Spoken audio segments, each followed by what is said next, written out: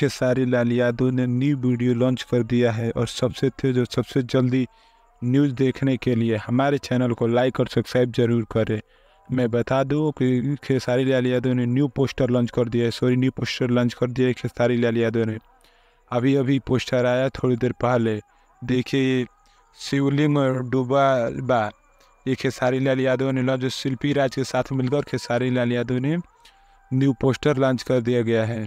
ये पोस्टर आज ही आया, एक दो घंटे पहले ये पोस्टर आया। कल सुबह ये वीडियो आपको आ जाएगी ग्लोबल म्यूजिक जंक्शन पर, ये वीडियो आपको दिखा जाए। इससे पहले जो वीडियो आया था वो 7 मिलियन गया है व्यू। आप लोग देख लीजिए 11 दिन में 7 मिलियन व्यू गया है खेसारी लाल यादव का। ये भी जो वीडियो आने वाला है, दूसरा जो खेसारी लाल का ये वीडियो आने वाला है, ये भी वीडियो कम से कम कुछ नहीं तो जाएगा तो बहुत ज़्यादा ही जाएगा। ये ग्लोबल म्यूजिक पर आ जाएगा कल सुबह 6:30 के आसपास, 6:15 पर ये वीडियो आ जाएगा। आप लोग जाके देखिएगा। इसको एक्टिंग की है इसमें आस्था को आप लोग जानते ही हैं, एक्टर बहुत शानदार है, डांसर बहुत शानदार है। आप लोग जाकर इसको ज़रूर देखिएगा, इस गाने को।